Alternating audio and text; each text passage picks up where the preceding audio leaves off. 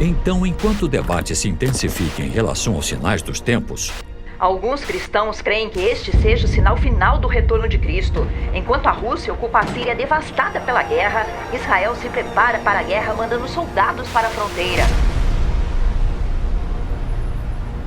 o mundo secular, que constitui a maioria da população global, não liga a mínima para o retorno de Jesus, zombando do que é percebido como nada além de uma bobagem bíblica infundada. Isso está ajudando as pessoas a se dispersarem. Primeiro vai dispersá-las do tópico sobre o qual falamos, mas no fim vai dispersar as pessoas da igreja, do cristianismo, de seguir a fé. Isso é sério a esse ponto. Com certeza, quem não assimilou os ensinamentos de Jesus Cristo vai coçar a cabeça um pouco.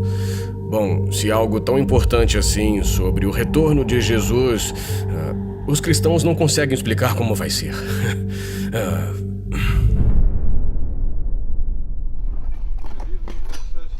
Afinal, se a validade da profecia bíblica pode ser confirmada por descobertas históricas, por que a maioria dos cristãos não concorda quando se trata da volta do seu Messias?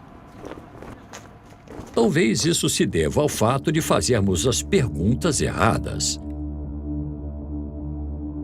Há muita briga interna sobre quando Jesus vai voltar. Ninguém parou para perguntar por quê. Mas o fato é que a importância do momento não chega nem perto da importância do porquê da sua volta. As pessoas esquecem até de perguntar por que Jesus está voltando. Por que vai acontecer isso tudo? Por que tem que haver um fim do mundo? E eu acho que estamos focando a coisa errada. A verdade é, por que o arrebatamento tem que acontecer? Qual é a razão disso tudo? Então, qual é a razão? Os fatos no devido tempo são simplesmente uma sequência de superstições antigas, ou aqueles que estiveram com Cristo entendem alguma coisa muito maior do que a que foi enterrada pelas areias do tempo? Antes que a nossa história possa começar, temos que entender primeiro que Jesus não era simplesmente um judeu. Mais especificamente, ele era um galileu. Não só isso, mas os discípulos de Jesus também eram todos galileus.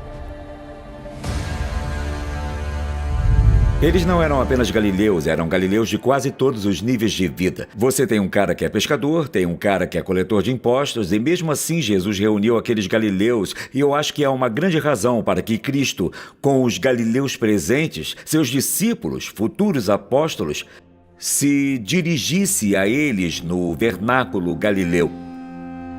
Sabe, embora as regiões de Israel antigo compartilhassem a mesma cultura, os galileus desenvolveram costumes que eram singulares, apenas para eles, porque isso é importante. Porque Jesus usava a cultura das pessoas para comunicar mais profundamente a natureza espiritual de Deus. Ele usava palavras, símbolos, analogias e parábolas para eles poderem entender. Sabe, no Sermão da Montanha, falando para eles de um modo que eles entendessem, falando para eles sobre serem pescadores de homens, por exemplo, por que usar essa analogia a não ser que ele soubesse que eles eram pescadores? Tudo o que ele disse foi baseado na vida que ele levou, na cultura que ele pertencia.